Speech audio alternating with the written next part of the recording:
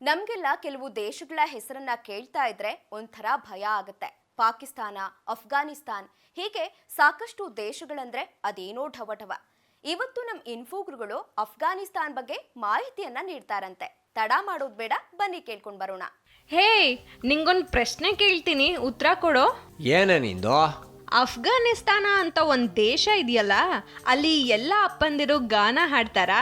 ಆ ಹೆಸರು ಕೇಳ್ತಿದ್ರೆ ನನಗೆ ಹಂಗೆ ಅನ್ನಿಸುತ್ತೆ ಕಣೋ. ಅಯ್ಯೋ ನಿನ್ನ ಮಾತೇನಾದ್ರೂ ಅವ್ರು ಕೇಳಿಸ್ಕೊಂಡ್ರೆ ಅಲ್ಲಿರೋರು ಬಂದು ನಿನ್ ಬುಡಕ್ಕೆ ಬಾಂಬ್ ಹಾಕ್ತಾರ ನೋಡು. ಯಾಕೋ ಹಂಗಂತೀಯಾ? ಅಯ್ಯಯ್ಯಪ್ಪ, ಅದು ಹಾರಿಬಲ್ ದೇಶ ಮಾರೈತಿ. ಭಯೋತ್ಪಾದಕ ಚಟುವಟಿಕೆಗಳು ಜಾಸ್ತಿ. ಅಬ್ಬೋ, ಹಾಗಾದ್ರೆ ಕನ್ಸಲ್ಲೂ ಅವರ ಬಗ್ಗೆ ಹೇಳೋದಿಲ್ಲ ಬಿಡು. ಹೋಗ್ಲಿ, ಅಫ್ಘಾನಿಸ್ತಾನದ ಬಗ್ಗೆ ನಂಗೆ ಇನ್ನೂ ಏನಾದ್ರೂ ಒಂಚೂರು ಹೇಳೋ. ಕೇಳ್ತೀಯ ಅಂದ್ರೆ ಸಾಕಷ್ಟಿದೆ ಹೇಳೋದು. ಅಫ್ಘಾನಿಸ್ತಾನ ಮೊದಲು ನಮ್ಮ ಭಾರತದ ಭಾಗವೇ ಆಗಿತ್ತು. ಚಂದ್ರಗುಪ್ತ ಮೌರ್ಯನ ಕಾಲದಲ್ಲಿ ಅಲ್ಲಿ ಭಾರತದ ಅರಸರು ಆಳ್ವಿಕೆ ಮಾಡಿರೋ ಬಗ್ಗೆ ಸಾಕಷ್ಟು ಉಲ್ಲೇಖಗಳಿದಾವೆ. ಇಂದಿನ ಅಫ್ಘಾನಿಸ್ತಾನವನ್ನ ಆಗ ಆರ್ಯವರ್ತ ಅಂತ ಕರೆಯಲಾಗ್ತಿತ್ತು. ಅಲ್ಲಿ ಉಗ್ರಗಾಮಿಗಳು ಸಾಕಷ್ಟು ಸಂಖ್ಯೆಯಲ್ಲಿದ್ದಾರೆ. ಬಾಂಬ್ ಬೀಳೋದು, ಢಮ್ ಅಂತ ಬಂದೂಕಲ್ಲಿ ಹೊಡೆದಾಕೋದು ಎಲ್ಲ ತೀರಾ ಕಾಮನ್ ಆಗಿದೆ. ಅದು ಯಾವ ದೇಶದ ಪಕ್ಕ ಇದೆ ಗೊತ್ತಾ? ಪಾಕಿಸ್ತಾನ. ಪಾಕಿಸ್ತಾನದ ಪಕ್ಕ ಇದೆಯಾ? ಕೇಳೋದೇ ಬೇಡ ಬಿಡು. ನರ್ಕದ ಪಕ್ಕ ಮನೆ ಮಾಡ್ಕೊಂಡಿದ್ದ ಹಾಗಾಯ್ತು. ಹಾಗೆ ಅಫ್ಘಾನಿಸ್ತಾನ್ ದೇಶದ ರಾಜಧಾನಿ ಯಾವ್ದು ಗೊತ್ತಾ? ಕಾಬೂಲ್.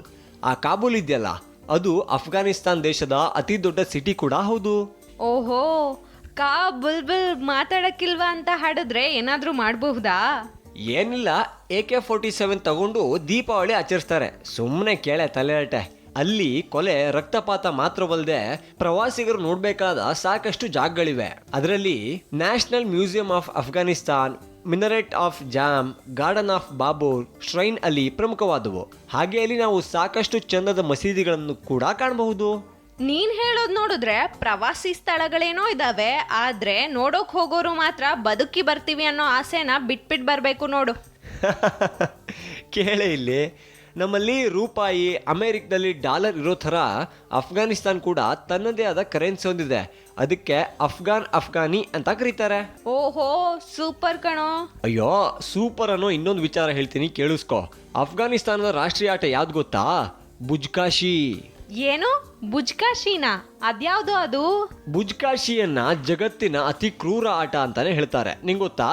ಒಂದಿಷ್ಟು ಜನರು ಕುದುರೆ ಮೇಲೆ ಇರ್ತಾರೆ. ಮೈದಾನದ ಮಧ್ಯದಲ್ಲಿ ಸತ್ತ ಕುರಿಯನ್ನ ಇಡ್ಲಾಗುತ್ತೆ. ಅವರಲ್ಲಿ ಸೆಣಸಾಟ ಶುರುವಾಗುತ್ತೆ. ಆ ಕುರಿಯನ್ನ ಕುದುರೆಯಿಂದ ಇಳಿಯದೆ ಎತ್ಕೊಂಡು ಫಿನಿಶಿಂಗ್ ಲೈನ್ ಮುಟ್ಟಬೇಕು. ಉಳಿದವರು ಹೆಂಗ್ ಬೇಕಾದ್ರೂ ಆ ಕುರಿಯನ್ನ ಕಿತ್ಕೋಬಹುದು. ಹೆಂಗ್ ಬೇಕಾದ್ರೂ ಅಂದ್ರೆ ಯಾವ ತರ? ಅಯ್ಯೋ, ಆ ಕುದುರೆಗೆ ಹೊಡೆದು ಸವಾರನಿಗೆ ಹಲ್ಲೆ ಮಾಡಿ, ಹೀಗೆ ಯಾವ ಥರ ಬೇಕಾದ್ರೂ ಓಕೆ. ನೋಡೋಕೆ ಭಯಾನಕವಾಗಿರುತ್ತೆ. ನೋಡೋದಿಕ್ಕೇನು, ಕೇಳೋದಕ್ಕೆ ಇಷ್ಟೊಂದು ಹಾರಿಬಲ್ ಆಗಿದೆ ಮಾರಾಯ. ಅದ್ಬಿಡು, ಮತ್ತೇನಾದ್ರೂ ಇದ್ರೆ ಹೇಳೋ. ಅಫ್ಘಾನಿಸ್ತಾನ್ ಕೃಷಿ ಸಾಕಷ್ಟು ಆದಾಯವನ್ನ ತಂದುಕೊಡೋ ಉದ್ಯೋಗ. ಹಾಗೆ ಅಲ್ಲಿ ಖನಿಜ ಸಂಪತ್ತುಗಳು ಹೇರಳವಾಗಿವೆ. ಅದ್ರ ಜೊತೆಗೆ ಧರ್ಮಾಂಧತೆ ಕೂಡ ಜಾಸ್ತಿನೇ. ಯಾಕೋ ಹಾಗಂತೀಯಾ? ಅಫ್ಘಾನಿಸ್ತಾನ್ನಲ್ಲಿ ಜಗತ್ತಲ್ಲೇ ಅತಿ ದೊಡ್ಡ ಬುದ್ಧನ ವಿಗ್ರಹ ಹೊಂದಿತ್ತು. ನೋಡೋಕೆ ಬ್ಯೂಟಿಫುಲ್ ಆಗಿತ್ತು. ಆದ್ರೆ ಏನ್ ಮಾಡ್ತೀಯಾ, 2001ರಲ್ಲಿ ತಾಲಿಬಾನ್ ಉಗ್ರರು ಬಾಂಬ್ ಬಿಟ್ಟು ಅದನ್ನ ಉಡಾಯಿಸಿಬಿಟ್ರು. ತಮ್ಮ ಧರ್ಮ ಮಾತ್ರ ಎಲ್ಲಾ ಕಡೆ ಇರಬೇಕು ಅನ್ನೋ ಹುಚ್ಚು ಪ್ರೀತಿ. ಥೂ, ಅಸಹ್ಯ ಆಗುತ್ತೆ ಕಣೋ ಅವ್ರನ್ನ ನೋಡಿದ್ರೆ. ಸಾಯ್ಲಿ ಬಿಡು.